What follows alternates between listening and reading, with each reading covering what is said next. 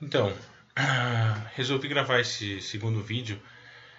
Eu gravei um vídeo sobre a questão do aborto, em relação à saúde pública, em relação a algumas questões, ao Zika vírus, e me mandaram no outro vídeo algumas perguntas relativas ao aborto. Não pretendo responder todas, mas algumas eu acho que são interessantes. Então me perguntavam em relação em relação à mente, ao surgimento da mente. A gente concorda que um eu só surge a partir da formação da mente. Quando surge a mente em um feto, para ver alguém num corpo é preciso que exista uma mente. A questão do bebê anencefalo, se tem alguém ali ou não. Então, algumas questões em relação a isso eu acho que são interessantes responder. Primeiro, não defendemos aqui, não estou defendendo, não estou entrando, pelo menos, na questão de personalidade ou não. A questão de pessoa é uma questão filosófica, que não temos mecanismos científicos para saber quando existe uma pessoa, quando não.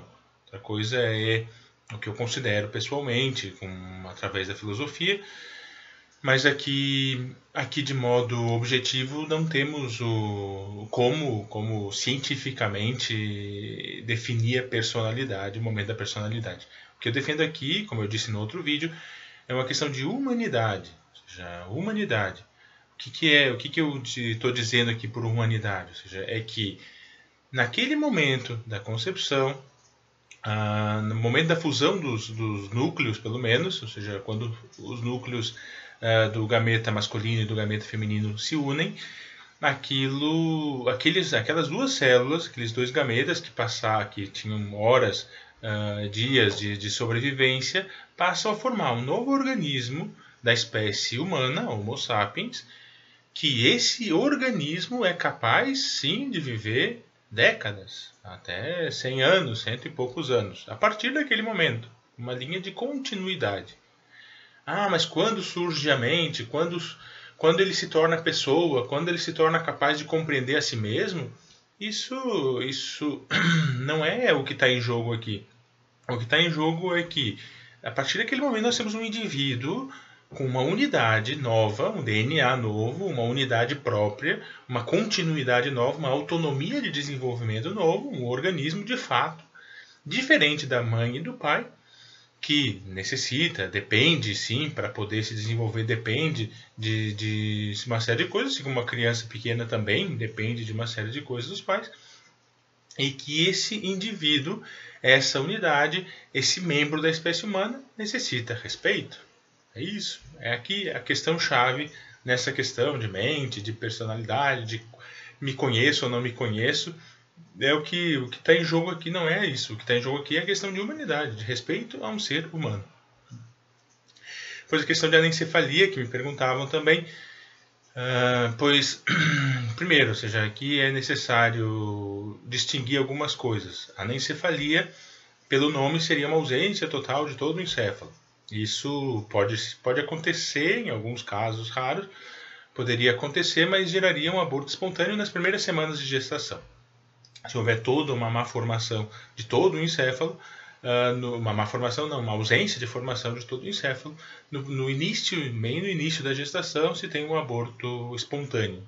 Aqui o que se está perguntando é uma mero anencefalia, a ausência de uma parte do encéfalo, que vai depender da quantidade do encéfalo que falta para saber a incompatibilidade ou não com a vida extrauterina, ou seja, com a vida intrauterina, essa criança, esse ser humano, ele tem sim, está se desenvolvendo, possui unidades, não possuísse unidade, não se desenvolveria. Se não possuísse uma continuidade no ser, não teria como se desenvolver. Essa autonomia de desenvolvimento é ele mesmo que define, não precisa ninguém determinar o que ele vai fazer agora, ou seja, o seu próprio desenvolvimento. Não seria correto você matar um ser humano que, porque ele tem uma anomalia, porque ele tem uma deficiência, uma parte de seu corpo mal formada. Agora, repito, ou seja, tudo isso são critérios de humanidade, de respeito ao ser humano, de respeito à vida humana. Essa é a questão aqui, ou seja, não entro em questão filosófica, Não entro em questão se é pessoa ou não é pessoa, se tem mente, se não tem mente, ou seja, isso não pode ser medido, isso não sabemos como medir. Depois me perguntavam também aqui uma questão envolvendo isso também. Se no indivíduo adulto a morte encefálica é verdadeiramente uma morte, então por que num embrião humano, enquanto não tem o sistema nervoso ainda desenvolvido, por que ele não está morto? Por que a gente considera então um ser humano? A questão é que no indivíduo adulto precisa a base encefálica para manter a unidade desse corpo. Se eu perco a base encefálica totalmente até o tronco encefálico, o último nervo do tronco encefálico, todo o tronco encefálico, então o que acontece? Eu perco a unidade desse ser. Esse ser tem células vivas, as células da unha inclusive ficam vivas vários meses, cabelo também. E aqui num ser com morte encefálica eu tenho células vivas, inclusive um sistema vivo, posso ter algum sistema vivo dentro desse organismo, ou seja, vivo digo funcionando, com respirador mecânico eu consigo fazer com que a circulação continue funcionando por algumas horas. Isso não dá a unidade do ser, ou seja, ele tem umas células vivas, um sistema funcionando, mas que não se comporta como um todo. E aqui está a questão, ele perdeu a unidade, porque no indivíduo humano adulto é necessária a base encefálica para manter essa unidade do corpo. O que, obviamente, de modo bastante evidente, para quem conhece um pouco de ciência, num indivíduo, na fase inicial, no indivíduo humano, na fase inicial do seu desenvolvimento, não necessita. A unidade desse organismo, a continuidade, a autonomia, as características desse indivíduo não necessitam da base encefálica para poder se desenvolver. Então, só é verdadeira morte, não é verdadeira morte no ser humano adulto a morte do encéfalo. É verdadeira morte por quê? Porque perde a unidade do organismo, não é mais um organismo como um todo. Só não é verdadeira morte num ser humano na fase inicial do seu desenvolvimento, por quê? Porque ele não necessita da base encefálica para manter a unidade do seu ser nessa fase inicial do seu desenvolvimento. Então ele não necessita disso. Como ele não necessita dessa base encefálica, ele não necessita de um sistema nervoso para ser considerado um ser humano. A questão aqui não é que quem faz essa confusão está confundindo que nós estamos colocando a morte na questão do encéfalo, não estamos colocando a morte na questão do encéfalo. Nós estamos considerando a morte como uma perda da unidade que se dá através da perda do encéfalo, a morte de todo o encéfalo num ser humano adulto, mas que não se dá essa perda de unidade ainda na ausência de neurônios, inclusive, no ser humano na fase inicial do seu desenvolvimento, que ainda sem neurônios consegue manter a unidade do seu organismo, que consegue se desenvolver, então, em toda a sua plenitude. Depois, uma última pergunta que quero tratar aqui ainda, das que me foram feitas, é a questão da potencialidade. Ou seja, perguntam, se o médico não é um médico em potência, um estudante de medicina é um médico em potência, mas não é médico ainda, por que o ser humano, na fase inicial do seu desenvolvimento, que é um ser humano em potência, então tem que ser considerado como um ser humano? Ou seja, é que não é um ser humano em potência, ele é um ser humano.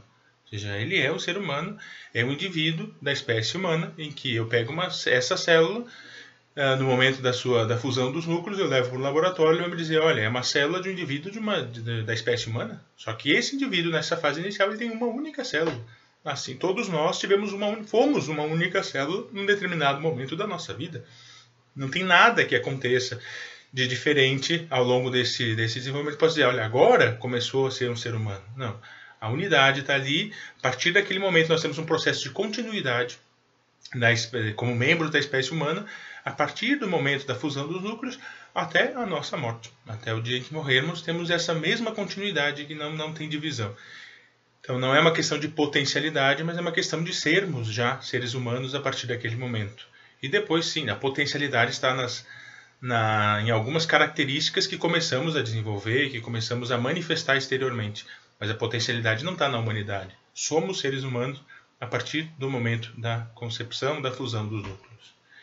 Então, essas eram algumas das perguntas que eu quis responder. Outras perguntas entravam em questão de Sagrada Escritura, que, como pode se notar aqui, não estou defendendo, em nenhum momento usei argumentos religiosos. Em nenhum momento tentei impor uma visão religiosa sobre outra. É uma questão de humanidade que estamos defendendo aqui. A questão da vida está sendo defendida por uma questão de respeito aos seres humanos e não por imposição de uma cultura ou imposição de uma religião sobre o ordenamento civil. É questão de humanidade, de respeito aos nossos próprios filhos, de respeito à nossa própria espécie, a quem somos, e assim podermos nos respeitarmos e vivermos coerentemente na fraternidade própria da nossa espécie, da espécie humana. Obrigado.